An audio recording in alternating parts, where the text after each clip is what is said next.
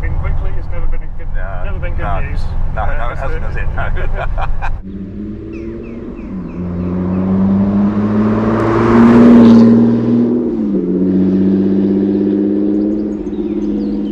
Hi everyone, welcome to Nightfall Drives. Doug here, and I'm very excited today because I've got the first classic on the channel.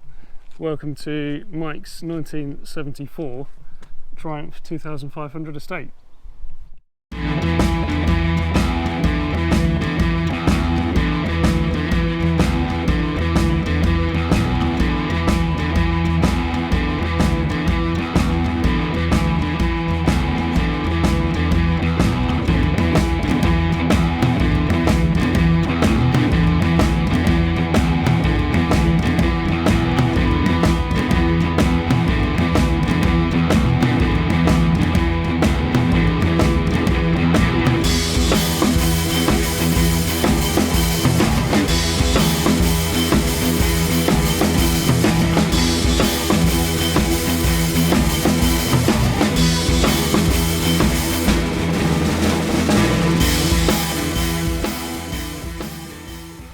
So Mike, thanks so much for showing me around your Triumph. That's an absolute pleasure, Doug. How long have you had it? November 2018. Picked it up November 2018. Looking for an estate car to use as an everyday motor. The car I had beforehand was more modern and cost a fortune when it went wrong. So I wanted something that was more basic, but I also wanted something that would cruise at legal limits and take 2 dogs and Sue, the wife, and out of all the options that were around and about, Triumph sounded to be good. So went and had a look at this one, well, the rest is history, really. Yeah. Well, I don't know a lot about these, but you've told me it's a 74. Yep. Straight 6, which I was straight 6. surprised by. So the 2000 came out in 1963. Mm. Same year as a Rover P6, and they've always been kind of close rivals, I suppose, even when they were in the same company. Difference was the Triumph had a 6-cylinder engine. Basically, one of the things that makes it attractive nowadays is a lot of the basic mechanics are the same as the TR6, TR5, and so they're very well catered for. So it's a viable proposition to use on a day-to-day basis, and be able to buy the parts.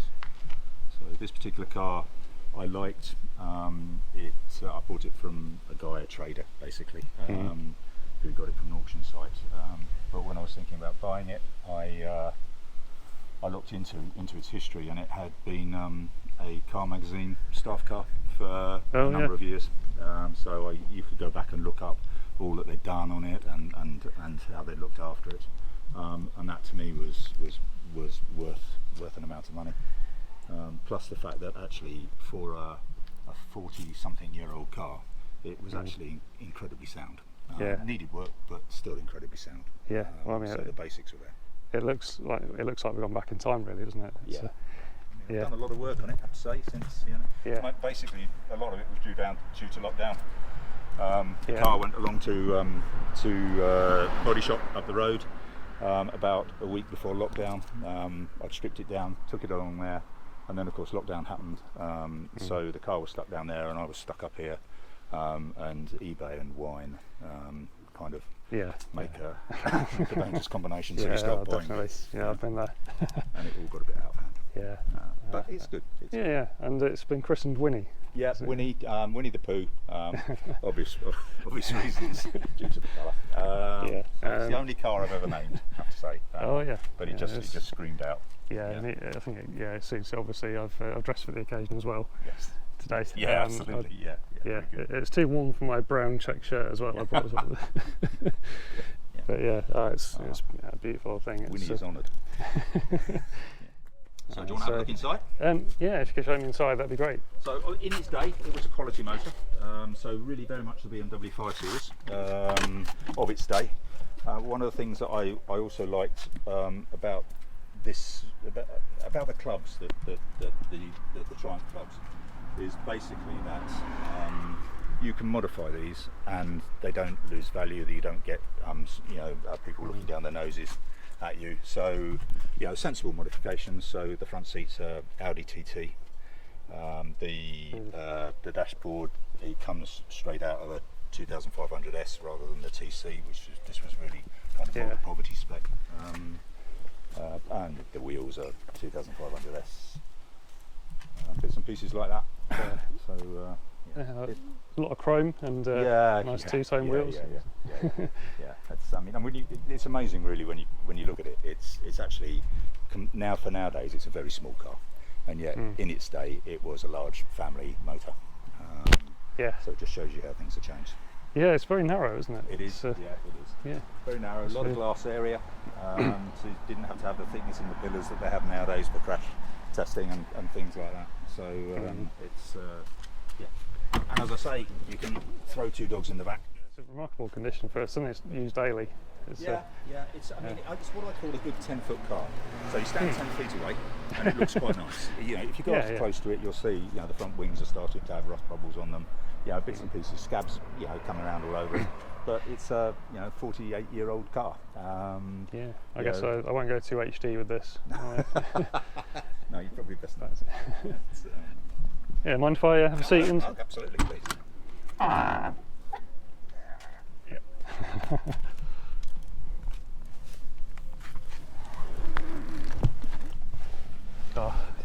Wood and leather everywhere. I mean, it's old school. And the smell of the 70s. Can't ever get rid of that. Should we have a look under the bonnet? Absolutely. Yeah. So the engine, 6-cylinder straight six. On the TC pushed out 99 brake horsepower, which is not much at all by nowadays standards. But it's enough to prop it along reasonably. And as I say, it's got bags of torque, so you just kind of leave it in third and fourth, really, right along. So as you can see, it's not pristine by any means. We can do some post production, I think. All right. Okay. So it's only a small thing as well, but I love a forward hinging bonnet like this. You know, you don't bang your head on it. I'll give you that one. It's a heavy old lump. I have a spares car. We took the engine out of that, which will end up in here because it's a better engine, slightly better spec. It's 708 brake horsepower on a good day. But you need a serious winch to get it out because of its weight. Absolutely. Well, shall we head out for a bit of a spin? Absolutely, let's do that.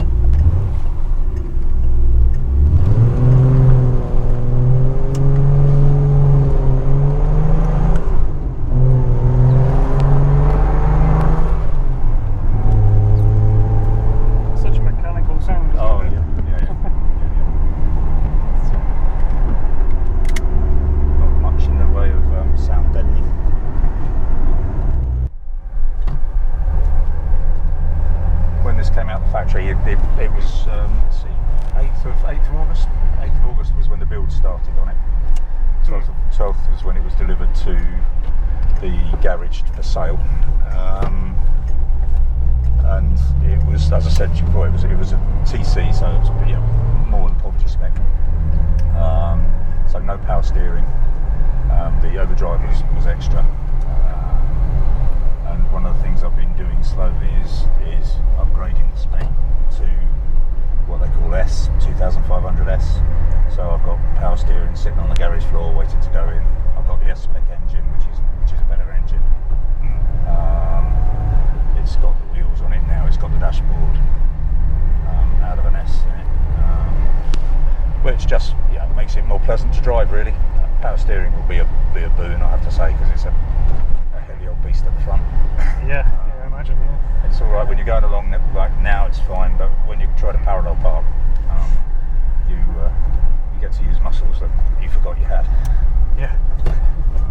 You got a lot of history then, the build dates. And because it's British Leyland, you can apply for something called a heritage certificate, and you pay your money, you pay 40 quid or whatever it is, and they look into it, and they tell you the build date, the specification off the line, the paint code and the chassis number, engine number, all that type of stuff, which is worth doing, just so you get a bit of history. Yeah. But as I said, it's because it was a classic car, a classic monthly staff car for a number of years. There's a lot of history that comes from that as well. So all the bits and pieces that they've done. Yeah. It's built in Coventry, was it? Canley, Coventry. Oh yeah. Oh, Canley, yeah. I went to University of Warwick, and it's right. Oh right, okay, right by there. Absolutely, yeah. Small world.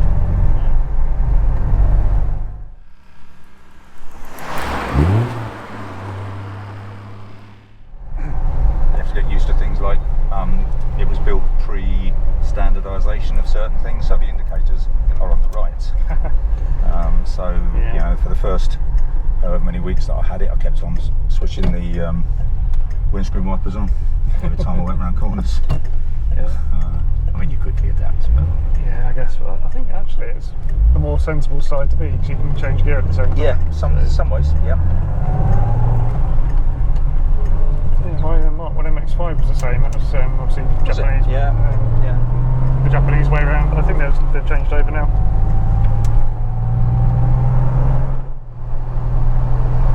So you flick it into Overdrive 4, just dropped 500 revs off.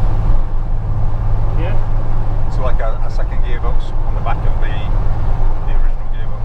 Yeah, I was going to ask if it's like, Don't ask me how it works. I have actually looked, as a matter of interest, I've looked it up and I still don't understand how it works. I thought it might be something a bit like a CVT or like an extra pulley or cob or something. It's got an inhibitor on it, so basically it will work in third and fourth. You can take the inhibitor off, and it'll this way. You can have it in first, second, third, and fourth then Overdrive, but it doesn't do it any good, and it really doesn't like Overdrive reverse.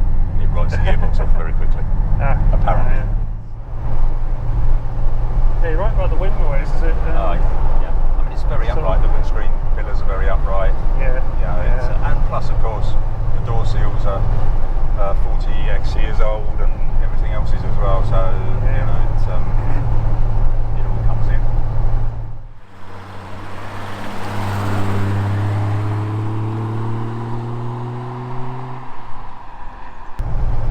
Yeah, it's good that you can upgrade the the steering and other bits and pieces, I guess, because people aren't too precious about keeping them original. There are people, lots of people out there that like originality, and I can quite understand that. But for me, it has to be usable, and I have to be not afraid of using it. So if it gets scratched, it gets scratched. Things like the power steering will be nice because it just makes it more usable. I would have loved. They did a 2.5 PI petrol injection, so that would have probably been one of the first petrol injection, mass-produced petrol injection cars. Lucas did the petrol injection on them. They got a very bad name for reliability, although if you can pick one up and get it sorted now, all of that would be behind you. And I would love one of those because that's about 132 brake horsepower. Oh yeah. And that makes it very usable. Yeah, we're keeping up with traffic pretty easily at the moment. We took it to the Isle of Man last year. There was a Club Triumph, a 2,500 club holiday in the Isle of Man, and it cruises quite happily, at 70 mile an hour if you don't mind the wind noise.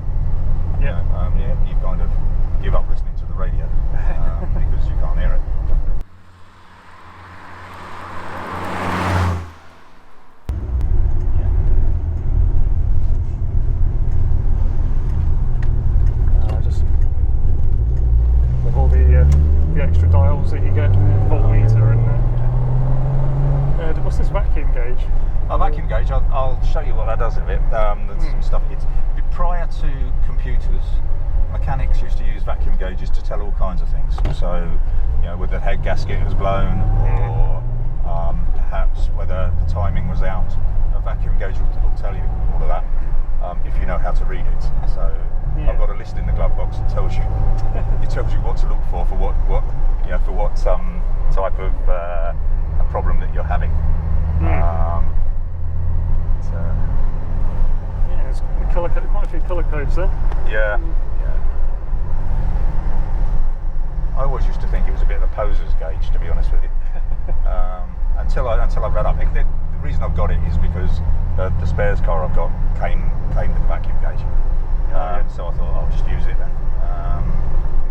And so, but then I looked into it, and it's actually quite a useful gauge in some ways.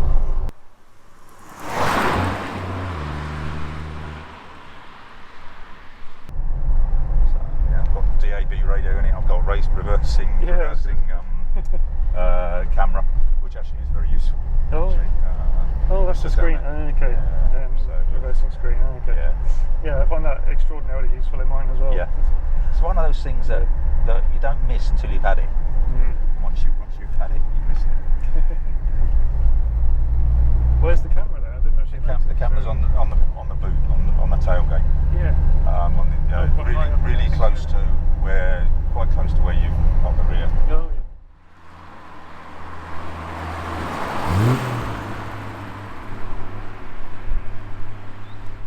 yeah. This one is, I'd call it a rolling restoration. So as things need doing, I do them. But what it means is that there's always a list of things to be done. So when the power steering goes on, then all the front bushes will be replaced, and that will make the front ends more compliant and smoother. The rear bushes in the trailing arms are as old as the car, I'm pretty sure, and so they don't locate the rear differential as well, the rear half shafts as well as they should do, and so it wanders about a bit at the back, and you can feel the roughness. These cars really should be very, very smooth, and this one isn't. Yeah, well, I've just hopped out of the Lotus into this, and it does feel soft, but you do get the occasional judder coming through, so I guess that'll be the bushes. Yeah, and it's got something called a Triumph switch. Because of the way the rear suspension and the differential is set up, basically it has a differential and drive shafts. So basically the drive shafts have sliding joints on them, and that's absolutely fine when they're really, really well greased and they're new, but as they get worn, they get stiffer, and so you find that you'll feel it in a minute probably. When you accelerate, especially off a roundabout, when you accelerate, everything's fine, and then you dip the clutch to go into the next gear, and you feel the back of the car move. Laterally, just a little bit, but you can feel it, and it's as the drive is taken up on the drive shaft, everything locks together, and then when you dip the clutch, the drive is not on the drive shaft then, and so the drive shafts then move. The joint on the drive shaft moves, and so the back end skips around a bit. Okay. I guess if you were on a track day or something, you could use it. You can tip yourself into a corner. Well, yeah. I don't think this in a track day would go well. It's a good tow car. Oh yeah. So, we have a 4-wheel trailer for the car that we use track days for, and I've set it up so it can be a tow car for that, and it should be a lot of torque and slow down torque. Absolutely. Yeah.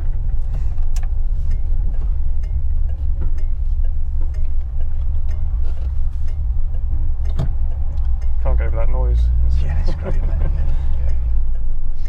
Is there somewhere we stop for a drink on the way, or is we couldn't? Yeah, we couldn't. If I had my wallet with me, I don't mind, don't I?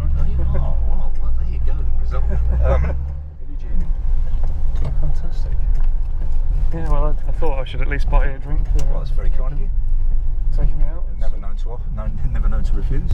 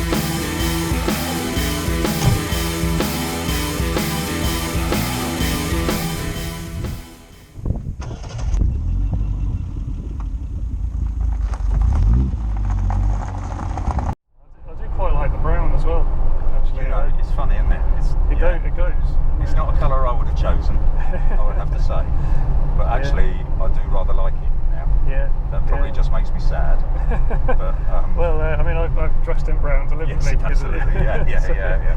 But It's I do remember. It just feels like it reminds me of the past. It's of an era, isn't it? I mean, 70s. Although actually you do see a few brown cars around now. Actually, more modern ones. Yeah, it's starting to come back. Yeah. But yeah, Fed police and things like that, I guess. But I mean, I do remember the start of my life.